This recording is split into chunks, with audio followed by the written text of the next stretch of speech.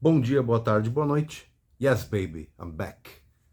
4 de dezembro de 2023. Eu sou o César. Bem-vindos ao Caesarpedia. Agradecendo em primeira mão ao rapaz que mandou a mensagem, que foi respondida. Esse trabalho de falar sobre o John Lash e seu livro Not in His Image não é um trabalho regular, é um prazer, é um trabalho é um hobby, vamos dizer assim.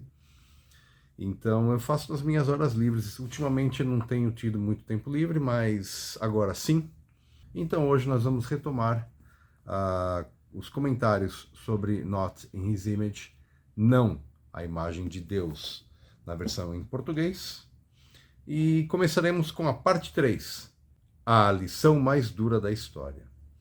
Para acompanhar a exposição daqui em diante, eu sugiro que os senhores tenham em mãos, pelo menos, um exemplar da Bíblia, de preferência numa língua diferente, se o senhor dominar essa outra língua, porque quando o senhor bate uma frase com a outra língua, com outra tradução, você vai ter uma visão diferente. E mais louco ainda, se puder, tenha um exemplar antigo desses da casa da vovó, porque esses aqui, eles realmente podem dar uma outra luz, porque as palavras usadas em momentos diferentes são diferentes.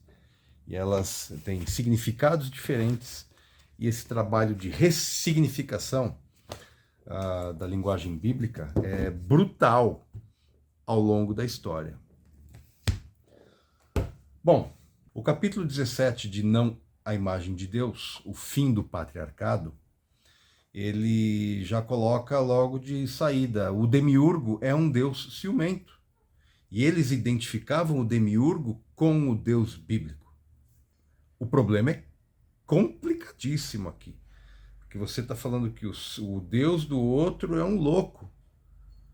E esse aqui está dizendo que ele é o único Deus e que ele não vai admitir que ninguém adore outros deuses. Então, o confronto cultural é fundamental no sentido dos fundamentos dessa cultura e dessa outra cultura. Uma cultura adora a terra, a outra cultura adora um Deus lá de fora. Né? A coisa do Deus alienígena, ela é uma coisa complexa, ela não é só um programa do History Channel. Ela é evidente, está escrito. Está escrito aqui, bonitinho. Mas como que o Deus único, ciumento, vai destruir os outros deuses? Como é que um Deus destrói o outro Deus? Como é que isso funciona?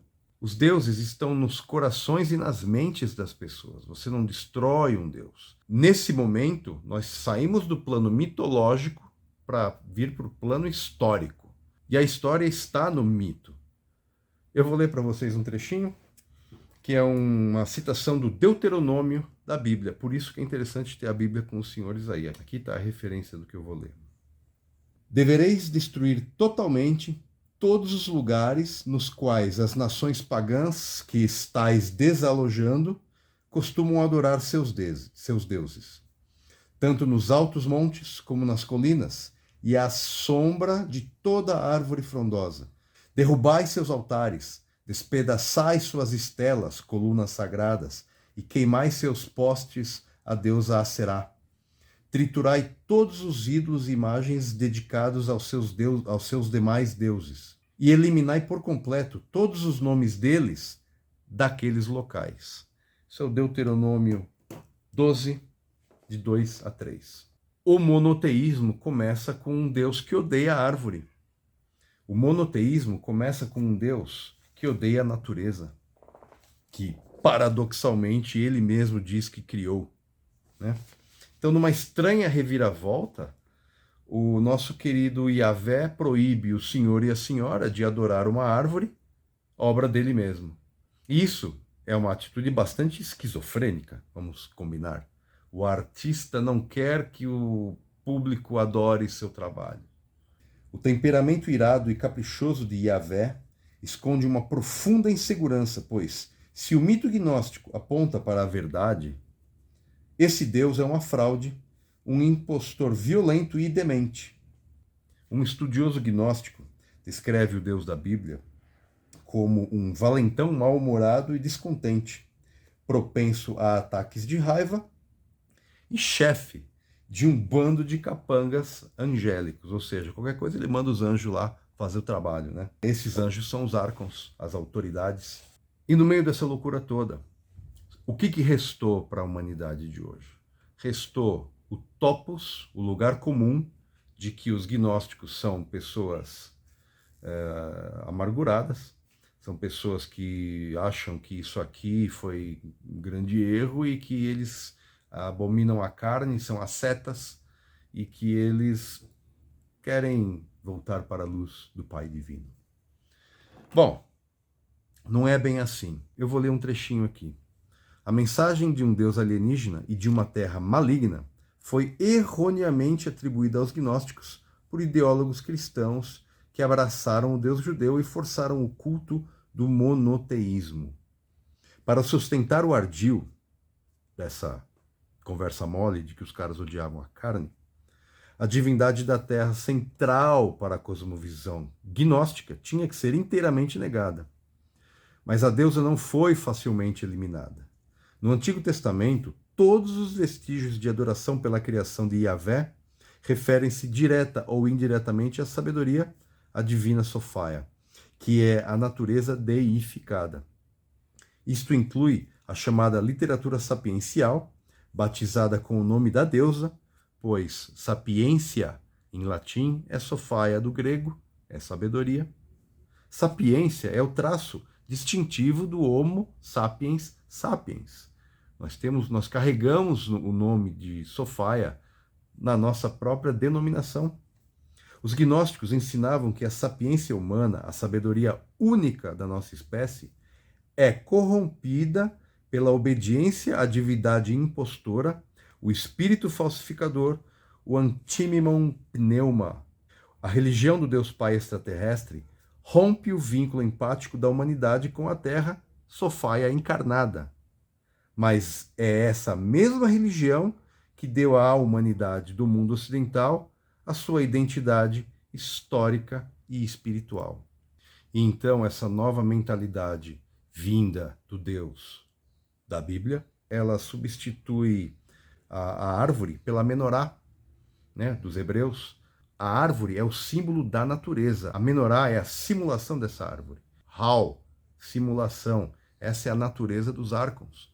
Como diz o texto, a natureza dos arcons, de Nag Hammadi.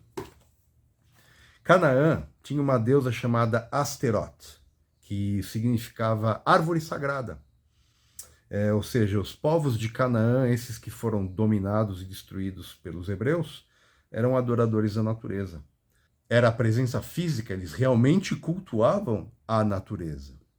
Asteroth, Asherá, Astarte, todas essas deusas dominavam o Oriente Próximo e por toda a Palestina. Isso era uma coisa local, autóctone. Mas eu sou o Deus único, o único a ser adorado.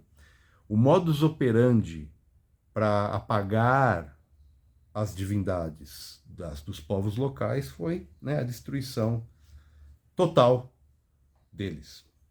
A narrativa bíblica na história significa sangue, dor, desapropriação, tomar posse, etc., etc., da terra dos outros.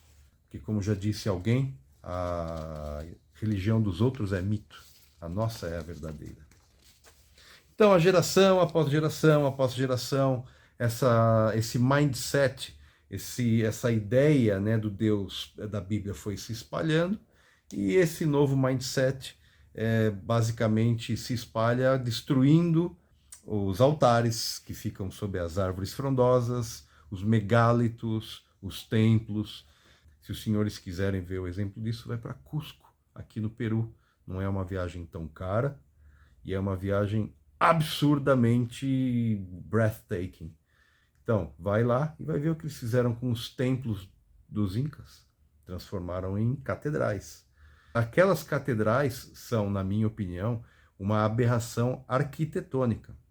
Eu visitei Cusco 2 vezes e toda vez que eu entrei naquelas catedrais, eu tive vontade de sair porque aquilo, na minha opinião, é um lugar de culto ao sofrimento. Do outro lado da praça, o que sobrou do templo Inca era o culto ao sol. Então, era uma outra moralidade, era um outro mindset, e o que sobrou foi esse mindset do Deus bíblico que cresceu, se multiplicou, dominou e converteu. Então, os descendentes desses convertidos estão aí. O mindset bíblico é o mindset de bilhões de pessoas hoje no planeta. Enfim, os gnósticos viam em Javé a principal ameaça de desvio para a espécie humana. E essa moralidade se espalha e nós não temos mais conexão séria, empática com a deusa da natureza, Sophia, o Aeon, que caiu do pleroma e se transformou no planeta para abrigar sua própria criação dela, Ithélite, que é o genoma humano, o Anthropos. Então, assim, a empatia por essa história foi totalmente apagada, mas ela está de volta. Eu espero que os senhores se apaixonem por ela, porque ela é a sua mãe. Então ele fala da moralidade modelo, ele trabalha aqui a questão da simulação, né, a capacidade de simulação de Aldebaoth e dos Archons. Então eles simulam todo aí um mindset, e eles vendem de alguma forma para a humanidade. Ele fala aqui da grande traição da humanidade, que foi a destruição dos cultos telúricos e a imposição pela violência do mindset do Deus de fora do planeta. Ele fala aqui dos cúmplices do mal, as pessoas que ajudaram aí nesse takeover, né, dessa nova ordem, desse novo mindset mundial, dessa nova religião universal católica. Isso já no tempo do Império, né, nós estamos falando, quando o Império assumiu o cristianismo como sua religião oficial e se transformou parte integrante do mindset de império. E ele fala do feitiço narrativo, de como esse mindset enfeitiça a cabeça das pessoas. Eu estou falando enfeitiça, e eu não estou falando igual esses caras da televisão, esses pastor evangélico que fazem feitiço.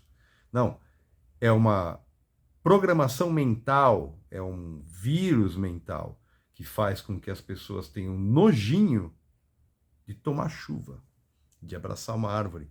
Ai, uma borboleta, que nojo. Esse tipo de atitude é uma mentalidade arcôntica, é uma mentalidade que vem, segundo os pagãos, do Deus bíblico, Javé, o demiurgo, o cara que diz que fez tudo e não quer que você adore nada, a não ser ele. Um grande abraço, eu espero que o capítulo 18, né, onde ele vai tratar do bode expiatório divino, espero que o capítulo 18 também lhes agrade. E novamente, obrigado pela paciência.